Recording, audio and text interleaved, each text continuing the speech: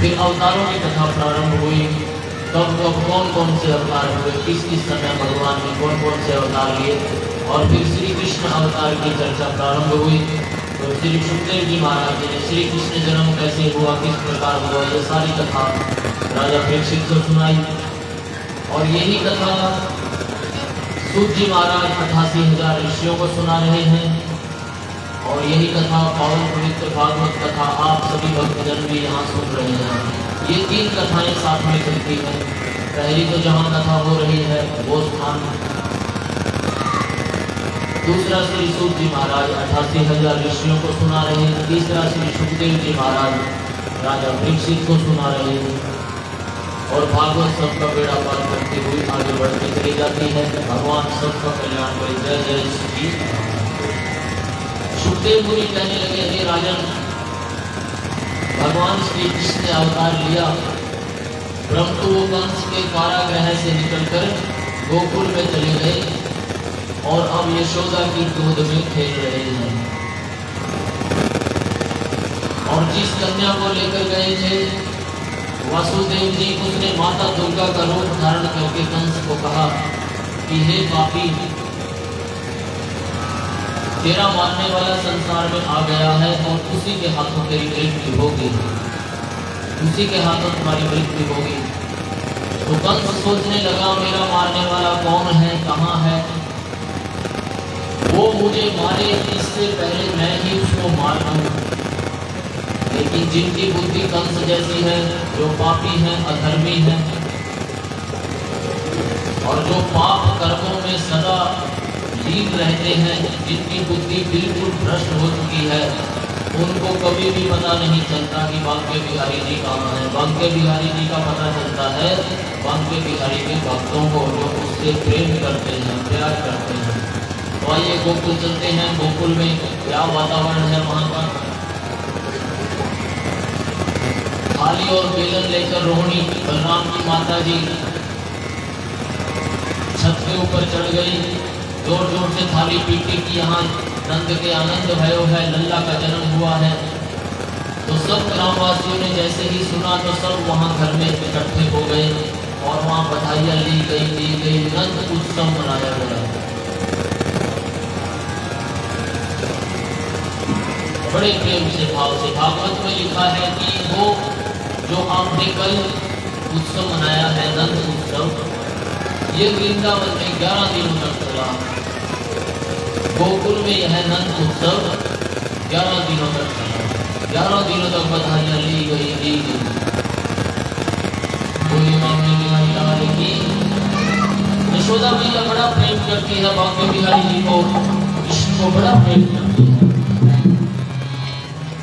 पालने में झूले मेरे कृष्ण कन्हाई, पालने में झूले मेरे कृष्ण कन्हाई।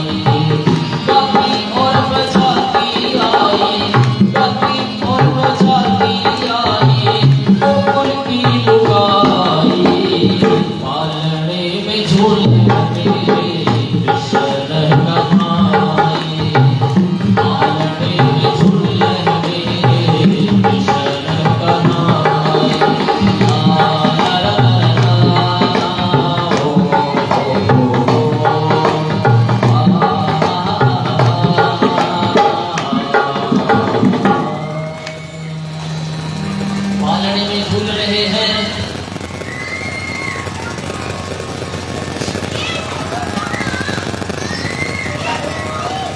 इन बच्चों को शांत करो। हे बालकों, तुम शांत चित्त होकर बैठ गए अपने स्थान पर। बोलिए बांके बिहारी लाल की जय।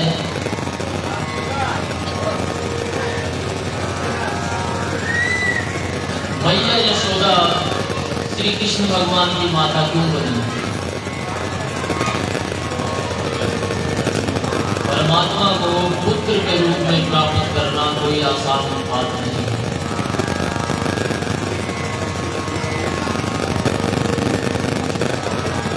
भगवान हमारा पुत्र बनकर आए, इसके लिए बहुत कुछ करना पड़ता है।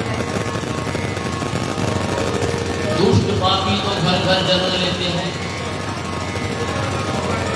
दुष्टों का, पापियों का, साधारण जो मनुष्य है उनका तो रोज ही जन्म हो रहा है। और इंडिया में तो ज्यादा, भारत में तो देख लो कि रोज कितने जन्म ले रहे हैं। लेकिन जहाँ भगवान जन्म ले, भगवान जिसकी छाती का दूध पिए, वो भक्त बहुत ही प्रिय भक्त होता है, जिसको भगवान अपना माता कहें, पिता कहें।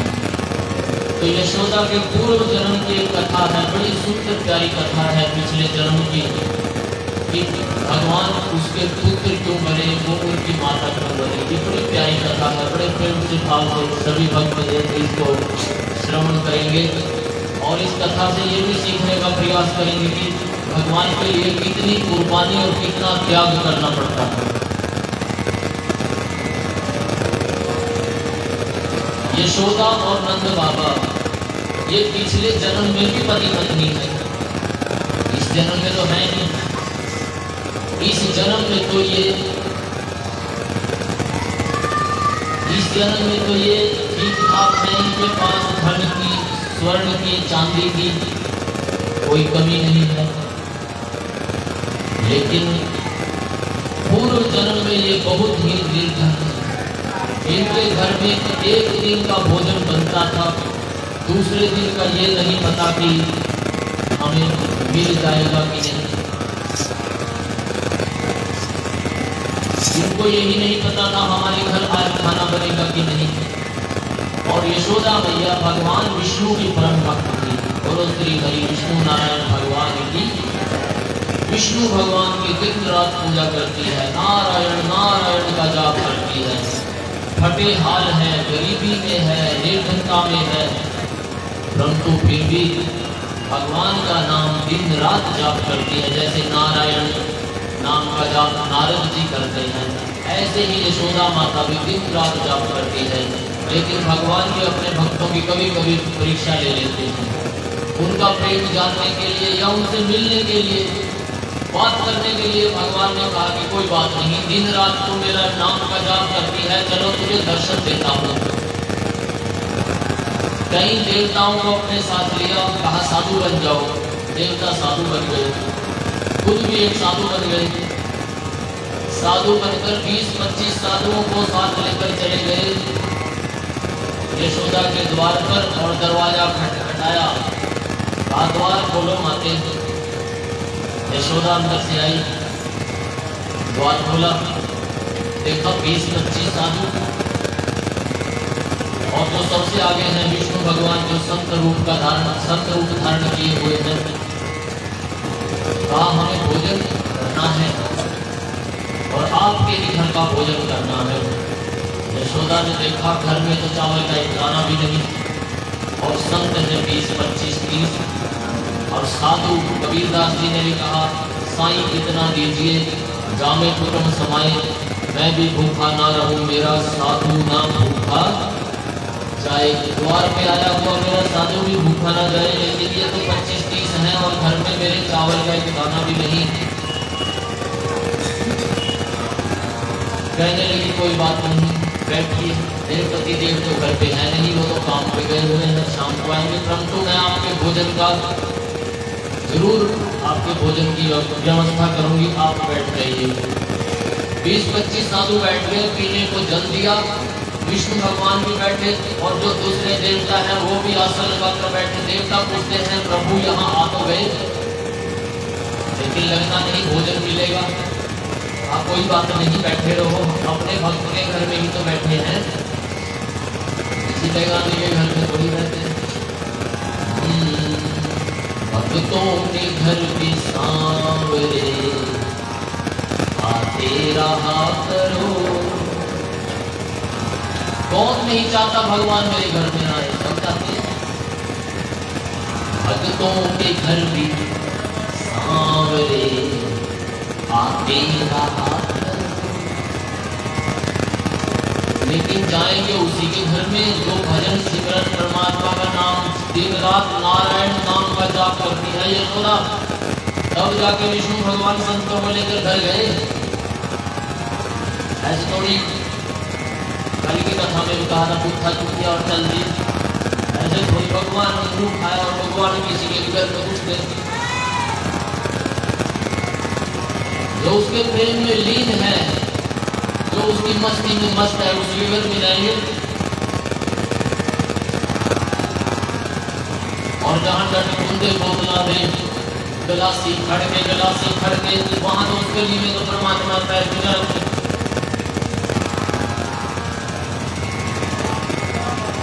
तो भगवान का नाम सिमरन भजन में लगे हैं, उसको पुकारते हैं, उसको प्रेम करते हैं, उसी के घर में तो भगवान आएंगे और आएंगे जरूर। लेकिन भक्त पहचान नहीं पाता, परमात्मा जरूर आता है, मिलता है, लेकिन भक्त पहचान नहीं कर पाता। जैसे आज यशोदा पहचान नहीं कर पाई कि जो साधु संतों की टोली लेकर आया है ये वही है जिसके नाम का तो दिन रात भजन ध्यान करती है, ये वही है परमात्मा है। यशोदा ने पानी पिलाया, संतों को कहा कोई बात नहीं, बैठिए विश्राम कीजिए, मैं राशन लेकर आती हूँ। कई सेठ के पास, गरीब आदमी बेचारा क्या करे, सेठ को कहा उधार राशन दे दीजिए। सेठ ने कहा इसके बदले में कुछ चाहिए, इसके बदले में मुझे कुछ चाहिए, तब तो मैं राशन मिलेगा। यशोदा ने कहा कि क्या चाहिए, तो उस सेठ ने उसके स्तनों की ओर इशारा किया। जो स्तन होते हैं, दूध पीता है बच्चा, उस स्तनों की ओर इशारा किया कि मुझे तुम्हारे स्तन चाहिए। यशोदा ने देर ना की, वहां चाकू पड़ा था, अपने दोनों स्तन काटकर उसके हाथ में रख दिए। चाहे मुझे अपने शरीर का एक अंग क्यों ना काटना पड़ जाए, लेकिन साधु भूखे नहीं जाएंगे, मुझे मेरे स्तन चाहिए। दोनों स्तन काट कर रख दिए उसके आगे। सेठ के हाथ पैर कांपने लगे, फटाफट सामान दिया और यशोदा जो फटी पुरानी साड़ी थी उससे अपनी छाती को बांध लिया ऊपर से, और इतने दर्द में, कष्ट में गई और इतने दुख में, तकलीफ में उसने सारा भोजन तैयार कर दिया। सब संतों के सामने उसने थालियां परोस दी, लेकिन उसको बहुत तकलीफ हो रही, बहुत दर्द हो रहा है। इतना कष्ट सहकर भी संतों की सेवा की। जब सब संतों के सामने थालियां परोसी गई और भगवान विष्णु को दूसरे देवता जो साधु बने हैं कहने लगे, महाराज पहले आप प्रारंभ कीजिए। विष्णु भगवान ने रोटी का टुकड़ा तोड़ा और खाने ही वाले थे, बस यही रुक गया हाथ। कहने लगे, तुम्हारी छाती पर खून के छींटे कैसे हैं? ये तुम्हारी छाती लाल क्यों है? कहा नहीं महाराज, छोटी मोटी कोई चोट लगी थी, आप भोजन ग्रहण कीजिए। कहा नहीं, जब तक तो ये बताएगी नहीं कि तुम्हारे साथ ऐसा क्यों हुआ और ये किस वजह से, किस कारण से है, मैं भोजन ग्रहण नहीं करूंगा और ना कोई साधु भोजन ग्रहण करेगा। तब यशोदा ने सारी बात बताई तो भगवान की आंखों में भी आंसू आ गए। परमात्मा नहीं रोता, लेकिन भगवान भक्तों के प्यार में खूब रोते हैं।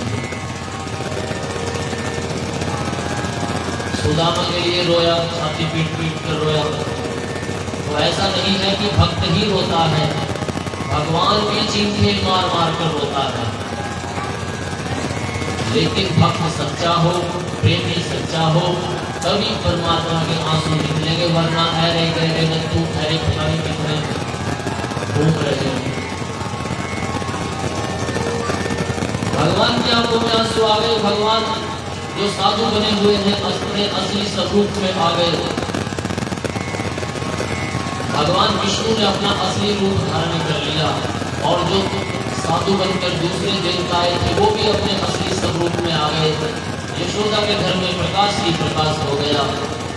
अपने इष्ट देव को जिनकी रोज पूजा करती है उनको अपनी आंखों के सामने देखकर यशोदा बहुत प्रसन्न हुई। चरणों में नमन किया, प्रणाम किया कि हे प्रभु, मेरी भक्ति, मेरी तपस्या सफल हो गई, मुझे आपका दर्शन हो गया, मेरा जीवन सफल हो गया। तब भगवान विष्णु बोले, हमें तुमसे मिलना था, तुम्हारे पास आना था, इसलिए इस तरीके से हम तुम्हारे घर आए। और जो अपनी छाती के स्तन तूने आज मेरे भोजन के लिए काट कर उस सेठ को दे दिए, ये स्तन दोबारा तुम्हें प्राप्त हो जाएंगे, तुम्हारी छाती पर ये स्तन दोबारा आ जाएंगे। और मेरा एक अवतार होगा द्वापर के अंत में, जो कृष्ण अवतार होगा। जन्म होगा देवकी के गर्भ से, परंतु जो स्तन तुमने आज मेरे लिए अर्पण किए हैं, तुम्हारी ही छाती का, तुम्हारे ही स्तनों का दूध मैं पीकर बड़ा होऊंगा। तुम मेरी माता बनोगी और मैं तुम्हारा पुत्र बनूंगा। तो आज यशोदा श्री कृष्ण भगवान की माता है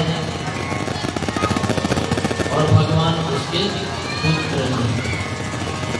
दिन रात प्रेम करती है, प्यार करती है, भगवान को अपने पुत्र के रूप में पा लिया है। लेकिन आज इस जन्म में उसको ये नहीं पता है कि ये जो बालक है ये मेरा पुत्र है, ये मेरा पुत्र जो है ये परमात्मा है। उसको इस चीज का ज्ञान नहीं है, इसलिए दिन रात गाती है, बजाती है और भगवान भी बड़ा प्रेम करते हैं, क्योंकि यशोदा ने बड़ी कुर्बानी दी। बहुत कुछ करना पड़ता है परमात्मा को पाने के लिए, बहुत कुछ करना पड़ता है, इतनी आसानी से नहीं मिलता भगवान, इतनी आसानी से नहीं प्राप्त होता। तो कंस ने अपने मंत्रियों की सभा बुलाई, अपने मंत्रियों को कहा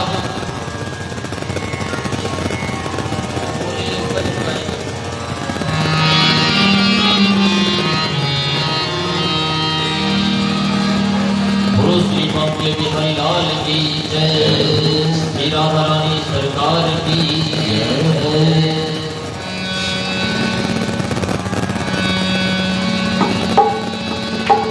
वो रट ले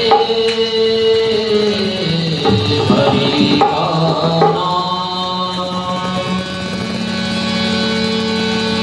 रट ले हरि का नाम,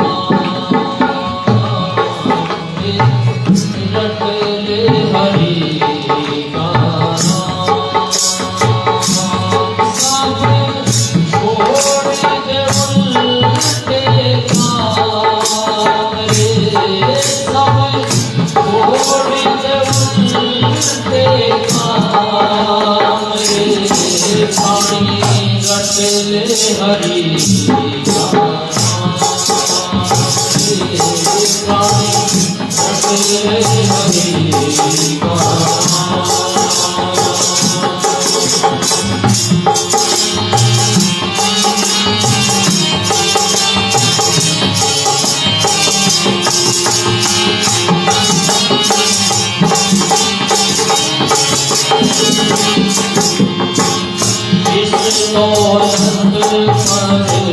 तुझे है भरोसा, तुझे है भरोसा, कब तुझे जाए धोखा, कब तुझे जाए धोखा, डूब जाए सारे नाम रे प्राणी, डूब जाए सारे नाम रे प्राणी, रट ले हरि का नाम रे प्राणी, रट ले हरि का नाम।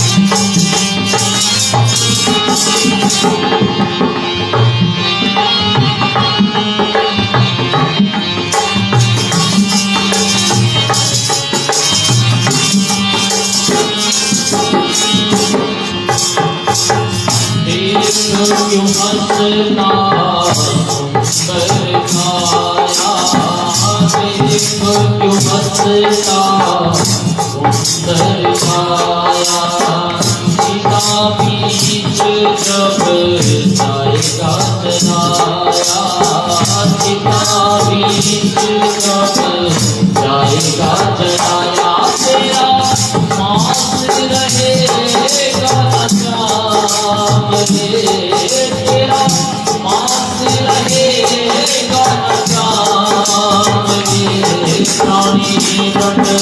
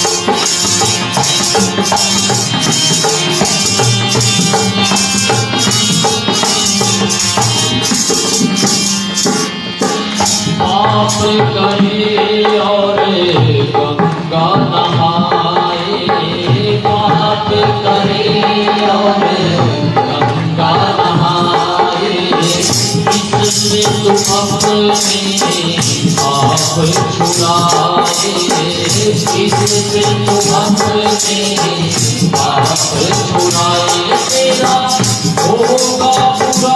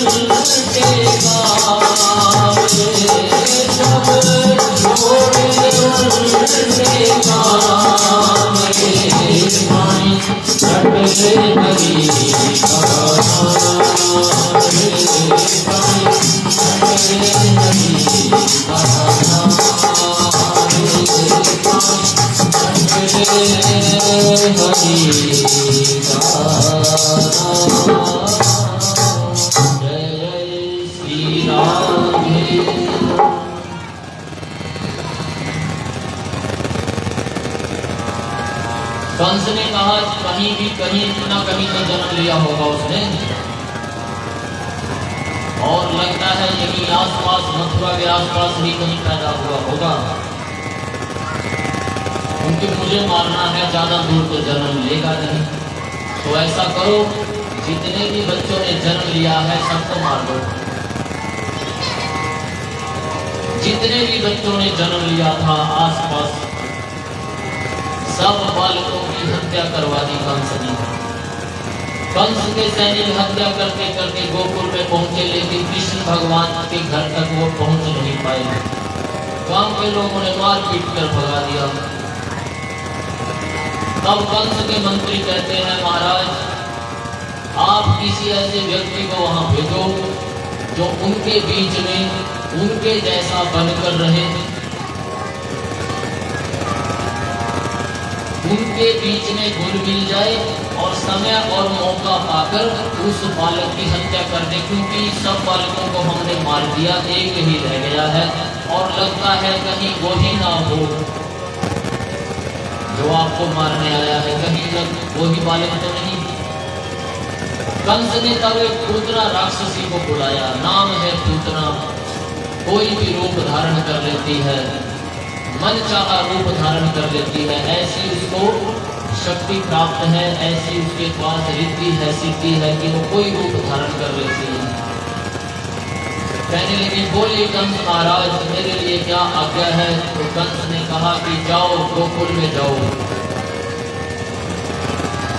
नंद और यशोदा का पुत्र है, उसकी हत्या करके ये शुभ समाचार मुझे सुनाओ।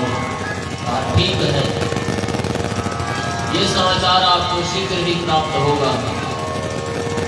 तो पूतना जब आई तो उसने देखा गोकुल में कौन सा रूप धारण करूं? तो उसने गोपी का रूप धारण कर लिया। सुंदर सी गोपी बन गई, घूंघट, साड़ी, पल्लू, जो कुछ भी था, हार श्रृंगार, सारे का सारा गोपी बन गई।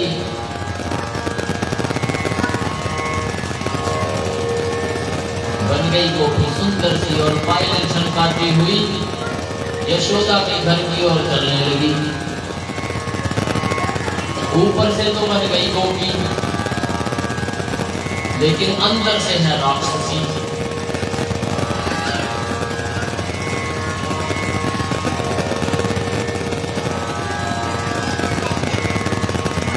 छम छम छम पायलें छनकाती हुई यशोदा के द्वार पर पहुंची। कहा, अरे बहना द्वार खोलो। यशोदा ने द्वार खोला, देखा गोपी खड़ी है। कहा, आओ तुम्हारा स्वागत है। अरे तुम्हें लल्ला हुआ, मैं बधाई देने और लेने के लिए आई हूँ। कहा, हाँ हाँ अंदर आ जाओ। उसकी सेवा की, खातिरदारी की।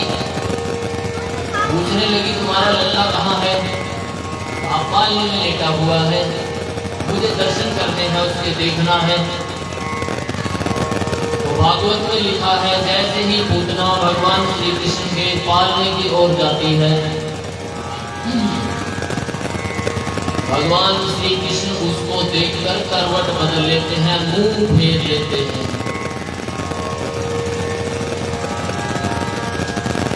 उसको देखकर मुंह फेर लिया। एक बार तो वो भी सोच में पड़ गई कि इतना छोटा सा बालक, क्या इसको इसकी खबर है कि कौन है कौन नहीं? कहीं इसने जान तो नहीं लिया कि मैं असल में कौन?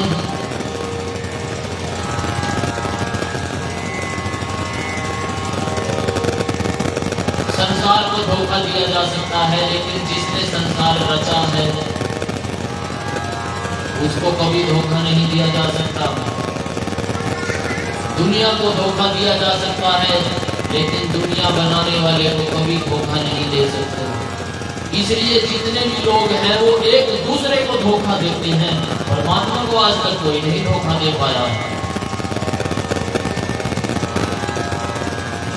अब मैं कथावाचक बनकर आया, दूसरे के बारे में क्या कहना। बड़े बड़े बाल कर लिए, माला डाल ली मैंने, भजन गाने लगा, कीर्तन करने लगा, कथा करने लगा। अच्छा हूँ बुरा हूँ ये बांके बिहारी जी अंदर से बिल्कुल जानते हैं कि मैं कैसा हूँ।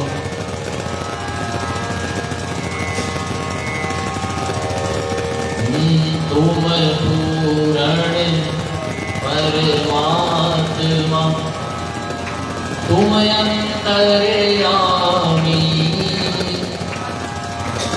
पारब्रह्म परमेश्वर, तुम सबके स्वामी।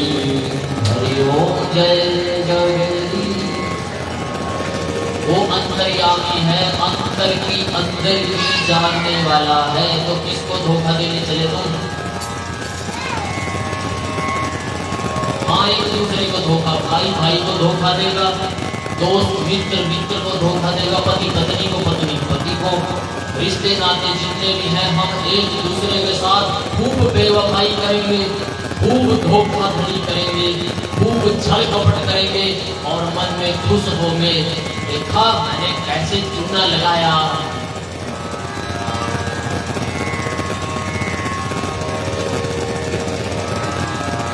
हम कहीं जा रहे थे, गाड़ी में बैठे बैठे कहा, फल क्या रेट दिए? कहा इस रेट दिए। मैंने कहा दे दे। उसने जो रेट बोला मैंने कहा दे दे। उससे फल ले लिए और चल दिए। काले काले लिफाफे में बंद थे। आगे जाकर जब खोला तो जो जितने भी गले सड़े उसके फल थे उसने सारे उसमें डाल दिए। और वो मन में बड़ा खुश हो रहा होगा, मेरे गले सड़े फल भी बिक गए और पैसे भी मिल गए। उसको ये नहीं पता कि तुझे इसका हिसाब किताब देना होगा। फिर गाड़ी ठीक करवाने गया। छोटी सी चीज दे दो 550 रुपये, मैंने 550 दे दिए। घर का पंखा खराब हो गया, उस पंखे को इससे कूलर लगाया तो कहा दे दो 750 रुपये। मैंने एक दिन बांके बिहारी को कहा कोई भी आता है हमें लूट के चला जाता है, ये हो क्या रहा है? हर कोई चूड़ा लगाने में लगा हुआ है और मन में सोचता है वाह वाह कितना बढ़िया मैंने उसको धोखा दिया, कितना बढ़िया मैंने उसको चूड़ा लगाया, वाह वाह, मन में बड़ा खुश होता है। लेकिन उनको ये नहीं पता तुम्हारा बाप है एक, उसको तुम धोखा नहीं दे पाओगे, मुझे दे दिए कोई बात नहीं।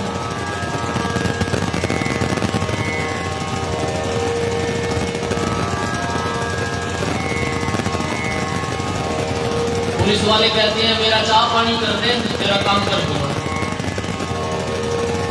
आप उसको चाय और पानी ला के दिए, तेरे मुंह पे मारेगा थप्पड़। ये चाय और ये पानी की बात नहीं कर रहा, वो पैसे की बात करता है। किसी भी दफ्तर में चले जाओ आप, सरकारी तनख्वाह मिल रही है उनको, लेकिन जब तक आप उनको पैसे नहीं देंगे आपकी फाइल आगे नहीं जाएगी। और मन में बड़े खुश होते हैं मैंने आज इतने बना लिए, इतने बड़े प्रसन्न होते हैं। लेकिन जब इन चीजों का हिसाब देना पड़ता है फिर अपना कभी कहीं घूमते हैं, कभी कहीं रोते हैं, पीटते हैं, चीखते हैं, चिल्लाते हैं।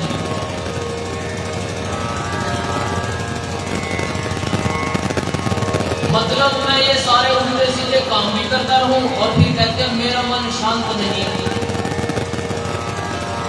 मेरा मन शांत नहीं, मेरे घर में सुख चैन नहीं, मैं तो दिन रात रोता हूँ, पीटता हूँ। अगर आप पापा जी कहते हैं जहर भी खाई जाता, नाले हाय हाय भी करी जाता, जहर भी खाई जाता, नाले हाय हाय भी करी जाता। जहर खाना छोड़ दे, हाय हाय बंद हो जाऊगी ना, मैं जहर भी खाऊं और मुझे कुछ हो भी ना। तो ये डबल स्टैंडर्ड नहीं चलेगा।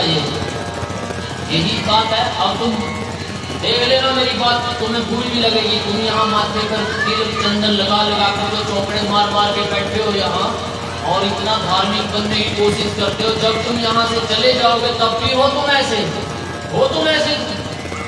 असली पता तो तब चलेगा जब तुम इस गेट से बाहर जाओगे।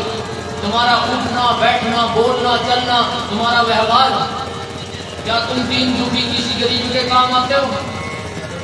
क्या कोई बेचारा दुखिया परेशान तुम्हारे पास आया, तुमने उसका कुछ भला किया? यहाँ तो सब साधु हैं, देखो कितने ऋषि मुनि बैठे, यहाँ बैठे हुए तो सब लगते हैं वाह वाह वाली। पता तो तब चलेगा जब तुम यहाँ से अपनी जिंदगी में जाओगे और अपने जीवन में तुम वो काम करोगे जो भगवान श्री कृष्ण कहते हैं, तब बात बनेगी।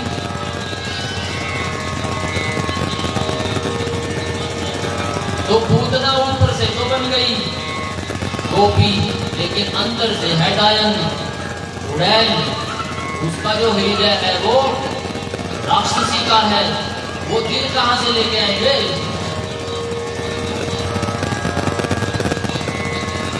गुरु गोविंद सिंह जी के बारे में कितनी अच्छी बात है कि जब पूछा गया कि बच्चे कहाँ हैं, कितने ने लाला ने जोड़े, तो गुरु गोविंद सिंह जी ने पूरी सात संगीत की तरफ हाथ करके कहा, चार मुए तो क्या हुआ, जीवत कई हजार।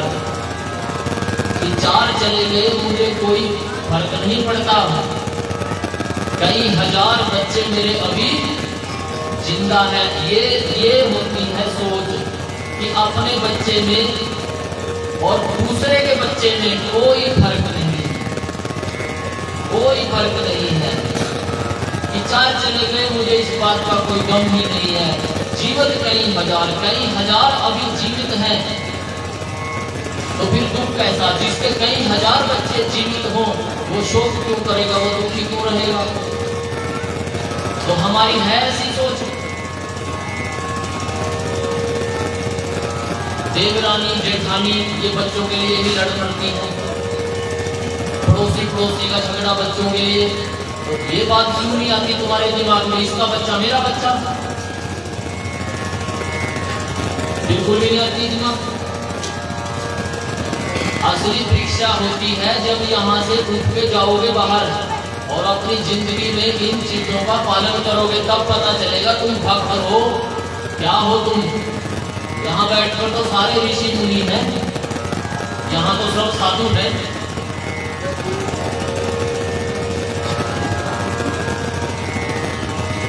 यशोदा को कहने लगी कहाँ है तुम्हारा लल्ला, दर्शन करूंगी, पालने की ओर जाने लगी। प्यारे भक्तों, भगवान श्री कृष्ण ने देखते ही मुंह फेर लिया, क्योंकि ऐसे लोगों को भगवान दर्शन नहीं देते और ना परमात्मा ऐसे लोगों को पसंद करता। जो अंदर से कुछ है बाहर से कुछ है, जिनकी जुबान में कुछ दिल में कुछ, ऐसे भक्तों को, ऐसे भक्त छोड़ो, भक्त तो है कि नहीं वो, ऐसे लोगों को भगवान दर्शन नहीं देते और ना उनके ऊपर कृपा होती।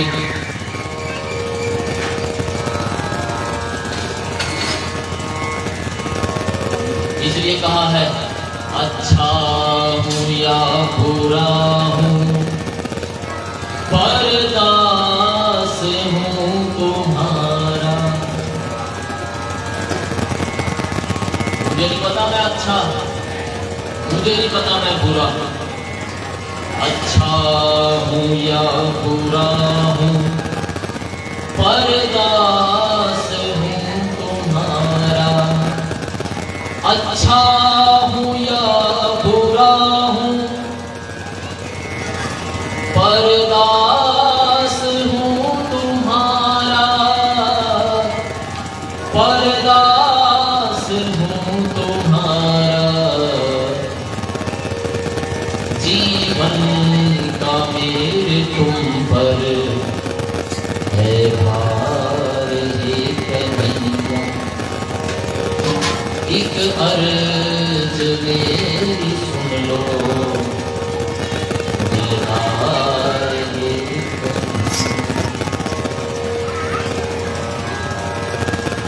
पहला नाराजगी का कारण भगवान का ये है, वो अंदर से कुछ है बाहर से कुछ है, इसलिए मुंह फेर लिया। दूसरा कारण है वो अपने स्तनों के ऊपर विष लगाकर आई है, जहर लगाकर आई है। इसको गोद में लूंगी, अपना जहर भरा दूध इसको पिलाऊंगी और इस मेरा विष भरा दूध पीकर ये बालक मृत्यु को प्राप्त हो जाएगा। दूध पिलाने का काम किसका? माता का। पूत कपूत सुने बहु तेरे, माता सुनी ना को माता। पूत कपूत हो जाता है लेकिन माता कभी कुमाता नहीं होती, वो अपने बच्चे को आखिरी सांस तक प्यार करती है। और तुम माता बनकर आई, दूध पिलाकर हमें मारना चाहती है। भगवान इसलिए उसको दर्शन नहीं देंगे। एक तो वो अंदर से कुछ बाहर से कुछ, दूसरा वो माता का रूप धारण करके आई।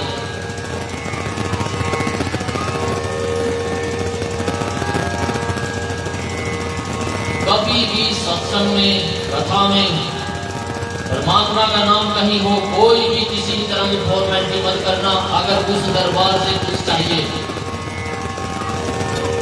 किसी भी तरह की कोई फॉर्मेलिटी मत करना। जैसे हो बस जैसा हूँ वही। मैं पापी हूँ, अधर्मी हूँ, झूठ बोलने वाला हूँ, चोर हूँ, डकैत हूँ, जो भी हूँ आपकी शरण में आ गया, मैं कोई फॉर्मेलिटी नहीं करूँगा। एक नजर कृपा की कर दो मेरे सामने, बस एक दया की दृष्टि कर दो, मेरे सारे पाप धुल जाएंगे। ऐसा भाव लेकर आओगे तो बेड़ा पार हो जाएगा।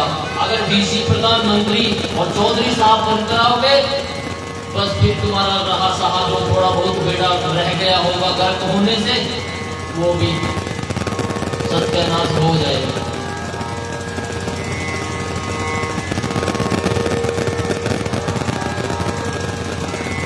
लेकिन पूतना को क्या फर्क पड़ता है? उसको कोई फर्क नहीं पड़ता।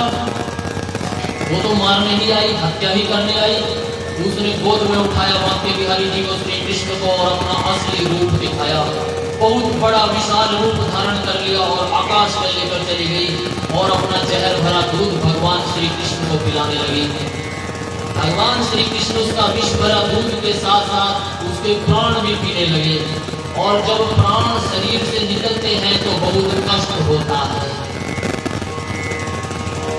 अगर किसी ने किसी को मरते हुए नहीं देखा तो जितने भी भक्त बैठे हैं, या तो तुम पीछे चले जाइयो, या कोई मरने वाला हो, एक बार मरते हुए तुम किसी को जरूर देखना, कम से कम एक बार तो जरूर देखना, ताकि तुम्हारी बटेर की तरह आंखें खुल जाएंगी। कौन सी हवा में तुम उड़ रहे हो, धरती पर आ जाओगे तुम। कैसे तड़प तड़प के प्राण निकलते हैं।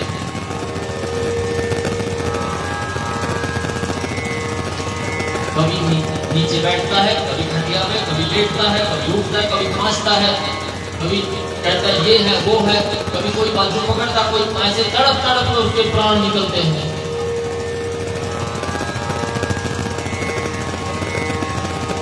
जब वो सारा दृश्य देखोगे ना, फिर ये सोचना कि ये मेरे साथ आने वाले समय में एक दिन होगा। ये इसके साथ नहीं हो रहा, ये समझना ये मेरे ही साथ हो रहा है। तुम ना भजन सिमरन में लग जाओ तो मेरा नाम बदल देना, लेकिन अभी तक तुमने मौत देखी नहीं। कहां देखी मौत? अब पूतना के प्राण निकलने लगे, भगवान श्री कृष्ण उसका दूध के साथ साथ उसके प्राण पीने लगे, तो शरीर में कष्ट होने लगा, इधर उधर थप्पड़ मारने लगी, भगवान के मुंह पे तड़पने लगी, चिंगाड़े मारने लगी, छोड़ दे मुझे, छोड़ दे मुझे, छोड़ दे मुझे। लेकिन भगवान कहते हैं, हे पूतना मौसी जी, फिर भी उसको मौसी कहा, क्योंकि माँ जैसी। मौसी शब्द का मतलब है माँ जैसी, माँ के जैसी। तो जितनी भी यहाँ मौसियाँ बैठी हैं, वो उन बच्चों से अपने पुत्र के जैसा ही प्यार करना। जो तुम्हें मौसी कहते हैं, मौसी शब्द का मतलब माँ जैसी होता है, कि तू मेरे माँ की जैसी है। फिर भी भगवान ने सम्मान किया, कहा हे पूतना मौसी जी, हम एक बार किसी को पकड़ लें तो फिर उसको छोड़ते नहीं हैं। पहली बात तो हम किसी को पकड़ते नहीं, अगर पकड़ लें तो फिर उसको छोड़ते नहीं हैं। कस के पकड़ लो कान्हा, हाथ तुम हमारा, कस के पकड़ लो कान्हा, हाथ तुम हमारा, कहीं छूट जाएगा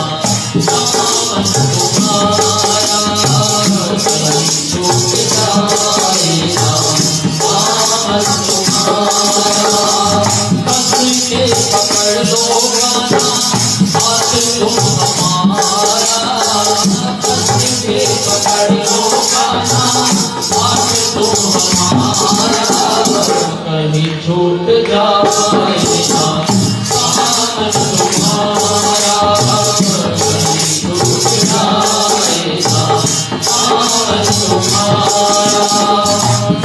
के बिहारी मुझको देना सहारा, के बिहारी मुझको देना सहारा, कहीं छूट जाएगा नाम तुम्हारा, कहीं छूट जाएगा नाम तुम्हारा।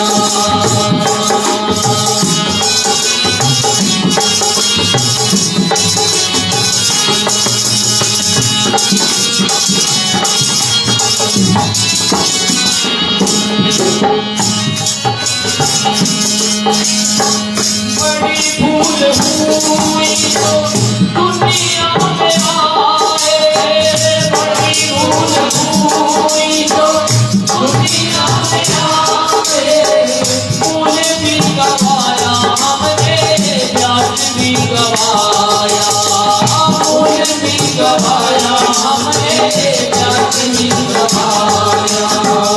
इस दुनिया में प्रभु भेजो ना दोबारा, इस दुनिया में प्रभु भेजो ना दोबारा, कहीं छूट जाएगा नाम तुम्हारा, छूट जाएगा नाम तुम्हारा। बिहारी मुझको तेरा सहारा, हे बिहारी मुझको तेरा सहारा, कहीं छूट जाए नाता तुम्हारा, कहीं छूट जाए नाता तुम्हारा। जय जय श्री राधे, बोलो बांके बिहारी लाल की जय हो। अपना हाथ भगवान के हाथ में पकड़ा देना चाहिए, क्योंकि हम उसका दामन और उसका हाथ छोड़ सकते हैं, लेकिन वो कभी नहीं छोड़ सकता है।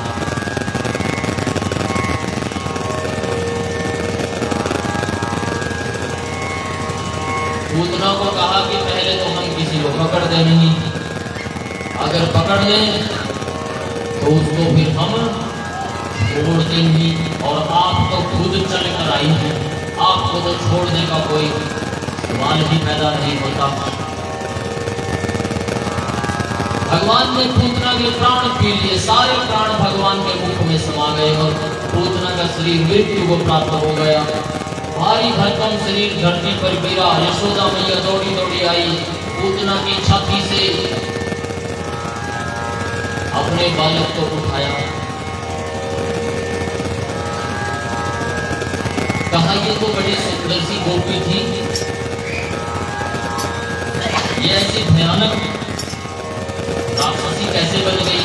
और फिर बाद में पता चला कि यह तो कंस के द्वारा भेजी गई पूतना राक्षसी थी, जो कृष्ण भगवान को मारने के लिए आई थी।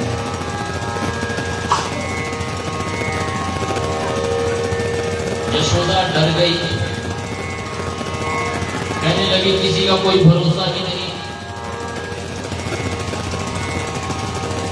आज के बाद जिसको मैं जानती नहीं पहचानती नहीं वो मेरे घर में प्रवेश नहीं करेगा।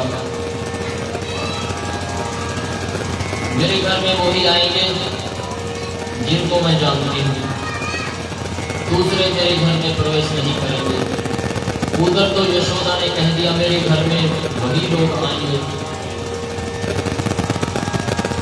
और इधर भगवान भोलेनाथ कैलाश पर्वत पर माता पार्वती को कहते हैं मुझे गोकुल में जाना है। माता पार्वती कहती है गोकुल में क्यों जाना आपको? अरे तुम्हें नहीं पता विष्णु भगवान ने अवतार लिया है, वो मथुरा से गोकुल में आ गए हैं और छोटे से बालक बनकर यशोदा की गोद में खेल रहे हैं। छोटे से रूप के उनके दर्शन करने हैं। पार्वती माता हंसने लगी और कहने लगी देखा यशोदा ने क्या कहा, मेरे घर में कोई ना आए।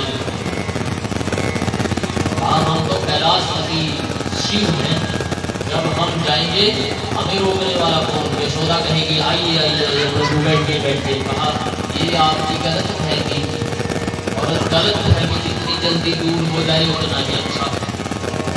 आप यूं अब यशोदा किसी को अंदर नहीं आने देंगे। उसके मन में यही विचार आएगा क्या पता ये कौन है जो शिव का रूप धारण करके मेरे घर में आ गया। हे प्राणनाथ, अब वहां जाना ठीक नहीं है।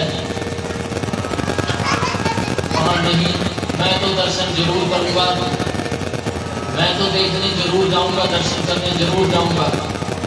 तो प्यारे भक्तजनों, फिर माता पार्वती कहती है फिर आप कोई और रूप धारण करो, इस रूप में न जाओ, क्योंकि इस रूप में तो मुंडों की तो माला गले में पहनी हुई, गले में आपके नाग, जिसके गले में नाग हो वो अपने बालक को आपकी गोद में देगी, क्या पता कब वो डसे। फिर ऊपर से शमशान की राख भी लपेट रखी है, और जब आप चलोगे धरती भी हिलेगी, क्योंकि एक एक कदम रखोगे तो पृथ्वी हिलेगी, और बम बम बम करते डमरू बजाते जब जाओगे कहीं बच्चे ही न डर जाए। हे प्राणनाथ, आप इस रूप में न जाओ वहां।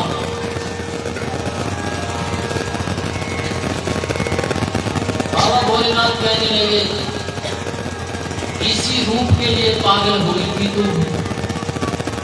सारी दुनिया ने कहा छोड़ दे, वो शमशान में रहता है, लेकिन तूने मेरी तपस्या की, भक्ति की, इसी रूप को पाने के लिए, और कहती है इस रूप में आए। उसको देखकर भक्त प्रसन्न होते हैं। होते होंगे भक्त प्रसन्न, लेकिन यशोदा अब आपको प्रसन्न नहीं होगी इस रूप में देखकर।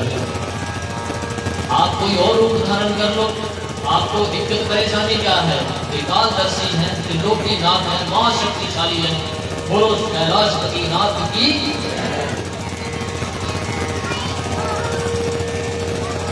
कहा ठीक है, अब तुम बताओ, संसार का सबसे सर्वश्रेष्ठ और उत्तम स्वरूप धारण करूंगा, सबसे सुंदर रूप धारण करूंगा, जो इस संसार का सबसे सुंदर रूप है वो धारण करूंगा, उस रूप में जाऊंगा वहां। तो माता पार्वती कहती है, इस जगत का सबसे सर्वश्रेष्ठ और सबसे सुंदर रूप साधु का होता है। बोलो सब संतन की।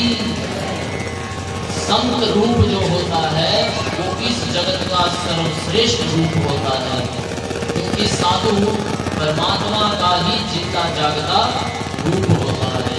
उसके बाद माता पिता का नंबर आता है।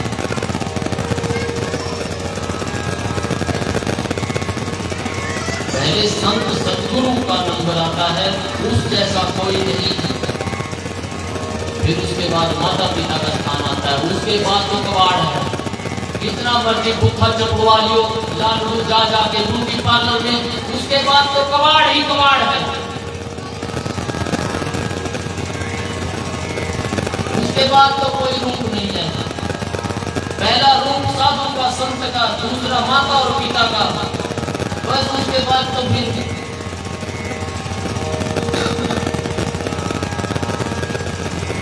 तेनू मेरी अखा च की नजर आता। शाहरुख खान पूछता है फिल्म में काजल को, तुम्हें मेरी आंखों में क्या नजर आता है? काजल कहती है प्यार ही प्यार। तो पापे ने सोचा अपनी बुरी भी पूछना है, आज तेनू मेरी अखा च की नजर आता है कि ये भी कहेगी प्यार ही प्यार। गीटा नजर आती है, भूखा नहीं तो आज गीटा नजर आती है, भूखा क्यों नहीं तो यार मुंह तो क्या। ये जो थोबड़ा है ना, जिसको तुम कहते हो बड़ा सुंदर चमकता है, समय पाकर इसकी तरफ कोई थूकता भी नहीं। तुमने एक संत का नाम सुना होगा, दत्तात्रेय जी का। उन्होंने 21 गुरु बनाए, 21 गुरुओं में एक वैश्य भी उनकी गुरु है। बताओ एक संत की वैश्य गुरु कैसे हो सकती है? ये सुन लो, 2 मिनट की बात है, बड़ी अच्छी बात है। वो वैश्य जब जवान थी, उसके कोठे पर भीड़ लगी रहती थी, लेकिन आज वो बूढ़ी हो गई है और 16 श्रृंगार करके अपने कोठे के आगे बैठी है। कोई ग्राहक आए, लेकिन आज उसका कोठा खाली है।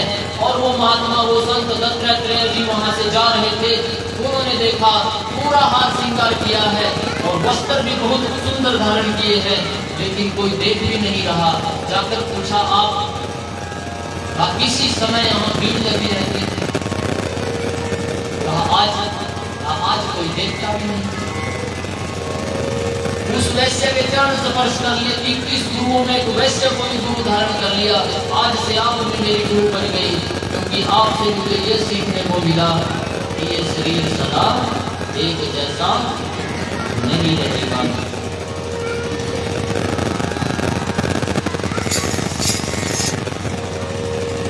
नहीं रहेगा एक जैसा, लेकिन हम इसको एक जैसा रखने का प्रयास पूरा करते हैं। बाल सफेदों के फटाफट मेहंदी लगा देंगे, एक भी बाल ना दिखे किसी को। दांत टूटेंगे, तुरंत दूसरे फिट करवाएंगे। जहां जहां भी दिखेगा ना मामला गड़बड़ है, तुरंत उसकी लिपा पोती करेंगे। लेकिन कब तक करोगे? कब तक करोगे?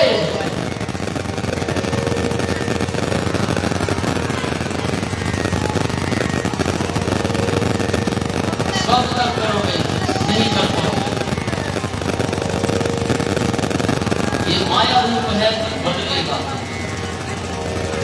इसलिए सबसे उत्तम स्वरूप है संत का, सतगुरु का।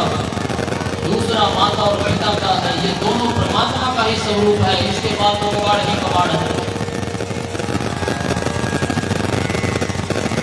पत्नी को देखकर पति ने कहा, मैं तेरे लिए चांद तारे तोड़ कर लाऊंगा, क्योंकि शादी हो रही थी, बड़ी सुंदर लग रही थी पत्नी देखने में। वाह वाह, ऐसे लगता है स्वर्ग से अप्सरा आई। कहने लगा तेरे लिए चांद तारे तोड़ कर लाऊंगा, लेकिन शादी के बाद भूल गया। 10-20 साल शादी के गुजर गए, बच्चे भी थोड़े थोड़े बड़े हो गए। एक दिन मौज में आकर कहने लगी, अजी सुनते हो, आप मेरे लिए चांद तारे लाने वाले थे, उनका क्या रहा? कहा, हे दुष्ट नारी, चांद तारे नहीं लाऊंगा तेरे लिए, तुझे ही चांद तारों के पास पहुंचाऊंगा। तूने मेरे जीवन को नरक कर दिया। तो समय है, बदलता रहता है।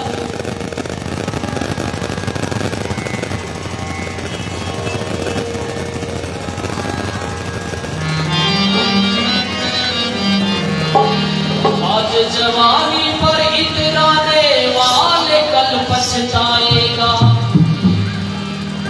आज जवानी पर इतराने वाले कल पछताएगा। चढ़ता सूरज धीरे धीरे ढलता है, ढल जाएगा। चढ़ता सूरज धीरे धीरे ढलता है, ढल जाएगा। आज जवानी पर इतराने वाले कल पछताएगा। आज जवानी पर इतराने वाले कल पछताएगा। चढ़ता सूरज धीरे धीरे ढलता है, ढल जाएगा। चढ़ता सूरज धीरे धीरे ढलता है, ढल जाएगा।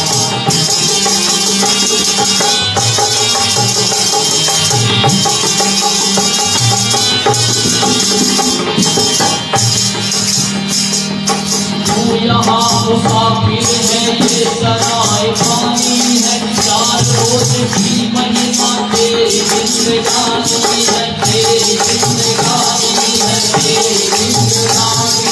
हर जमीन धरती पर कुछ न साथ आएगा। खाली हाथ आया है, खाली हाथ जाएगा। खाली हाथ जाएगा, खाली हाथ जाएगा। जानकर भी अनजाना बन रहा है दीवाने, अपनी उम्र पानी में कर रहा है दीवाने, कर रहा है दीवाने, कर रहा है दीवाने। इस कदर तू खोया है इस जहां के तेरे में, तू प्रभु को भूला है फंस के इस झमेले में, फंस के इस झमेले में।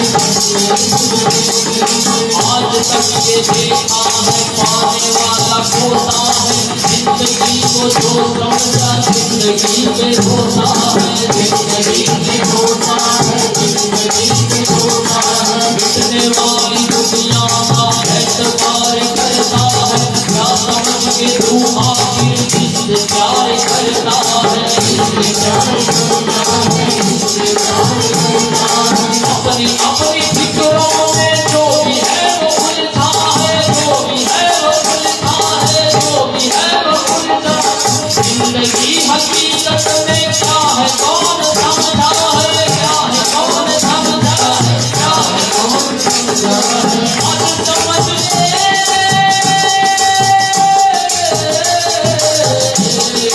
आज समझ ले कलियों का आना तेरे आएगा। वो गफलत की नींद में सोने वाले धोखा खाएगा। सूरज धीरे धीरे ढलता है, ढल जाएगा। चढ़ता सूरज धीरे धीरे ढलता है, ढल जाएगा। आज जवानी पर इतराने वाले कल पछताएगा। आज जवानी पर इतराने वाले कल पछताएगा। चढ़ता सूरज धीरे धीरे ढलता है, ढल जाएगा। चढ़ता सूरज धीरे धीरे ढलता है, ढल जाएगा। और ध्यान से सुनियो, मौत सबको आनी है, कौन इससे छूटा है। तू फना नहीं होगा ये ख्याल झूठा है, कि तू नहीं मरेगा ये ख्याल झूठा है। सांस टूटते ही सब रिश्ते टूट जाएंगे। बाप माँ बहन बीवी बच्चे तुझसे छूट जाएंगे। तेरे जितने हैं भाई वक्त का चलन देंगे, छीन कर तेरी दौलत 2 ही गज कफन देंगे। जिनको अपना कहता है सब ये तेरे साथी हैं, कब्र है तेरी मंजिल और ये बाराती हैं।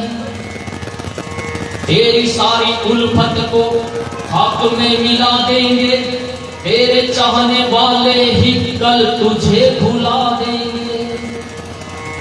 इसलिए ये कहता हूं खूब सोच ले दिल में, क्यों फंसाए बैठा है जाने अपनी मुश्किल में। मुट्ठी बांध के आने वाले,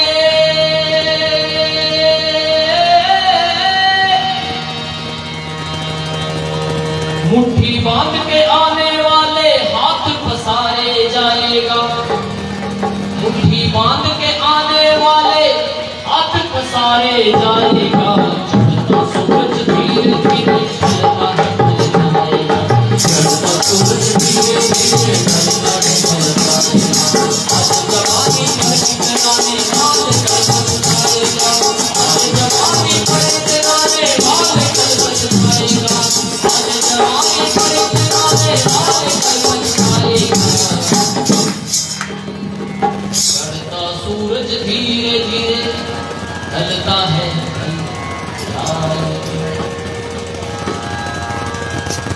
यहाँ सूरज चढ़ने वाले भी बैठे, छोटे बच्चे, सूरज चढ़ रहा। यहाँ जवान भी बैठे, सूरज बिल्कुल दोपहर का हो गया। यहाँ 45-50 के लिए थोड़ा सा 3-4 बज गए। कईयों का बच्चा बजने वाला है, बिल्कुल वो भी बैठे यहाँ कि बस कल गए परसों गए, गए तो पता नहीं कब गए, ये भी नहीं पता। बोलो सच्चे दरबार की। बिल्कुल तलवार की तरह मौत सिर के ऊपर लटकी हुई है।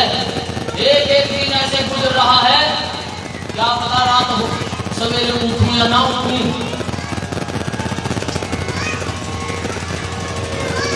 इसलिए भोले बाबा ने कहा सारी बातें छोड़ पार्वती, ये बता कौन सा रूप धारण करूं। संत रूप धारण करो। साधु का रूप बड़ा शुद्ध पवित्र रूप है।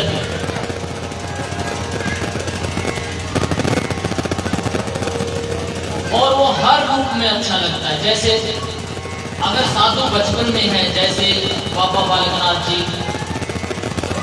वो कोई बूढ़े नहीं है। बाबा बालकनाथ जी, बालक का मतलब बालक। बालकनाथ जी कितने अच्छे लगते हैं क्योंकि वो बालक है। वो संत कितना प्यारा लगता है, बाल रूप में है। सुखदेव जी महाराज जो कथा सुना रहे राजा परीक्षित को, वो भी बालक हैं, 16 वर्ष की उम्र है। बालकपन में संत कितना अच्छा लगता है। एक बाल गुरु हुए, 10 गुरुओं में बाल गुरु हुए जो पंजोत्रा में आए थे। क्या नाम था उनका? भाई कृष्ण जी महाराज, वो बाल गुरु हैं, कितने सुंदर प्यारे लगते हैं। जो साधु बाल रूप में होता है वो बहुत प्यारा लगता है। जब वो जवान होता है वो और भी प्यारा लगता है, लेकिन बुढ़ापे में तो उसकी सुंदरता का कोई ठिकाना ही नहीं। उसकी सफेद दाढ़ी, सफेद बाल और सारी जिंदगी का उसका प्रेम, प्यार, रस, निचोड़ उसकी आंखों में देखते। जब संत बुढ़ापे में चला जाता है उसका, और संसार के लोग जब बूढ़े होते हैं उनकी शक्लें देखना, और साधु जब बूढ़ा होता है उसको देखना, फर्क साफ साफ दिख जाएगा। उसके चेहरे पर नूर मिलेगा, प्रकाश मिलेगा, किसका परमात्मा। और संसार के जो बूढ़े लोग हैं उनके वो थके हारे, जैसे किसी ने पीटा हो, आज मरे कल मरे। और जब उनसे पूछ लें कि पापा जी अब तो भजन कर लिया करो, जवाब ये नहीं मिलेगा, पोते पोतियों की शादी देख लूं, फिर चाहे 2 दिन बाद मर जाऊंगा। तो उनके मर जाते हैं पानी में। बुजुर्गों की बस एक ही ख्वाहिश, तृष्णा, पोते पोतियां हो जाए, पोते पोतियों की शादी देख लूं। परमात्मा की तरफ फिर जाता, पोते पोतियां, पोते पोतियां। पहले बेटे बेटियां था, अब पोते पोतियां। अगर ज्यादा जी लिया फिर पड़पोते पड़पोतियां हो जाएगा, लेकिन परमात्मा का नहीं नाम लेगा, ऐसे ही मर जाएगा एक दिन।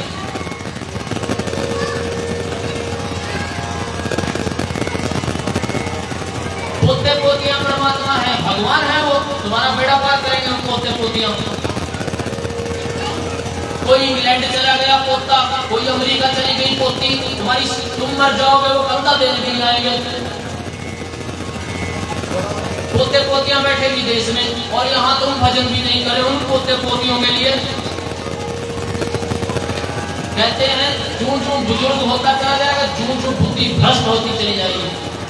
अरे जूं जूं उम्र बीतती है क्यों क्यों भजन होना चाहिए, जूं जूं उम्र बीतती है ज्यादा से ज्यादा भजन होना चाहिए, दिन रात परमात्मा का नाम होना चाहिए, क्योंकि अब तो शरीर छूटने वाला है, दिन रात नाम जपना चाहिए। ये पोते पोतियों के मामलों में फंसे हुए, कुछ नहीं हो सकता तुम्हारा। जैसे गब्बर पूछता ना तेरा क्या होगा कालिया, फिल्म में पूछता ना बंदूक रख के तेरा क्या होगा कालिया, कुछ नहीं होगा कालिया का, ऐसे ही रिड़क रिड़क के मर चुका।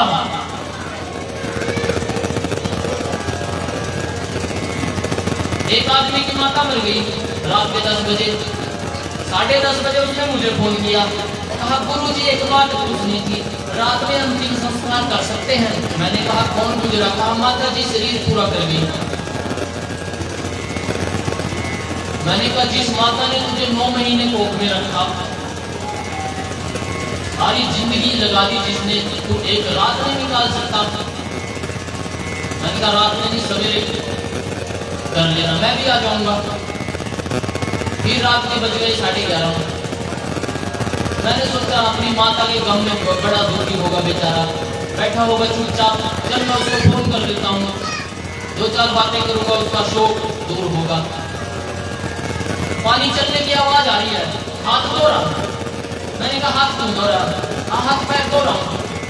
मैंने कहा हाथ पैर धोने की क्या जरूरत पड़ गई 11:30 बजे? कहा अभी अभी आए हैं हम।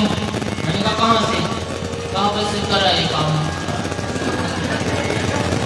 माता जी को रात को 10:30-11 बजे वो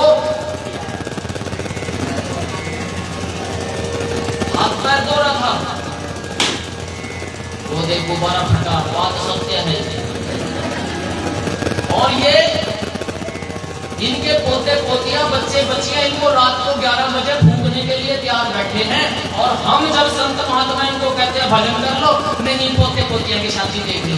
कौन सी हवा में जी रहे हैं ये बुजुर्ग, कौन सी दुनिया में जी रहे हो तुम? मैंने पहले दिन कहा था मेरी बातें तुम्हें मिर्ची की तरह लगेगी, भूखा भी चढ़ेगा तुम्हारा, नाराज भी होंगे तुम, लेकिन मैं तो बोल लूंगा। सच बोलना, सच्ची कहना, रहना। भोलेनाथ जी ने साधु का रूप धारण किया, बोलो सब संतन की, और खड़ताल और चिमटा लेकर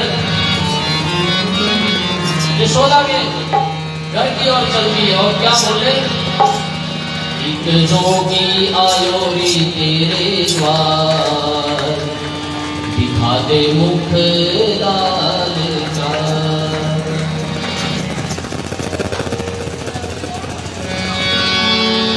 एक जोगी आयो रे तेरे द्वार, दिखा दे मुख लाल का। जोगी आयो रे तेरे द्वार, दिखा दे मुख लाल का। एक जोगी आयो रे तेरे द्वार, दिखा दे मुख लाल का। दिखा दे मुख लाल का, दिखा दे मुख लाल का, दिखा दे मुख लाल का, दिखा दे मुख लाल का। एक जोगी आयो रे तेरे द्वार, दिखा दे मुख लाल का। एक जोगी आयो रे तेरे द्वार, दिखा दे मुख लाल का। मिले अखियों में प्यास जोगी करे अरदास, मिले अखियों में प्यास जोगी करे अरदास। बड़ी दूर से आयो लेके तरस की आस, बड़ी दूर से आयो लेके तरस की आस। मारी ऐसा संजोग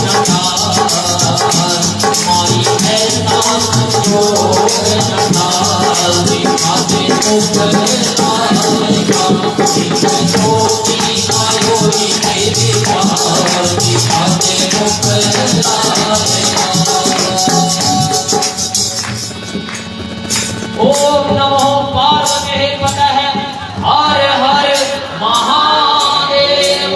कैलाशपति शिव शंभुनाथ की। आगे भोले बाबा आगे कथा में आज कल एक बालक कह रहा था भोलेनाथ जी का भजन गा दियो।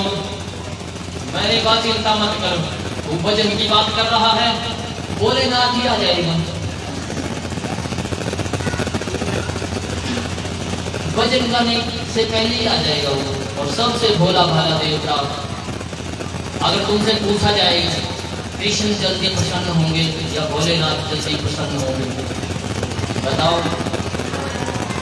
कृष्ण भगवान जल्दी खुश नहीं होते, ये तुम्हारी सारी अकड़ निकालेंगे, पहले सीधा करेंगे तुम्हें। ये जितने भी बटे हैं ना तुम्हारे अंदर, कृष्ण भगवान खींच खींच कर पूरा सीधा करेंगे तुम्हें, और फिर कहेंगे तथास्तु अब तुम मेरा सही बंदा बन गया। लेकिन भोलेनाथ जी आपने कुछ भी तोड़ेंगे मरोड़ेंगे नहीं। रावण को सोने की लंका दे दी, बोलो आजा बेटे ऐश कर, सोने की लंका तेरी ही। सबसे भोला इसलिए इनका नाम भोला है, बड़ी जल्दी प्रसन्न हो जाता है। थोड़े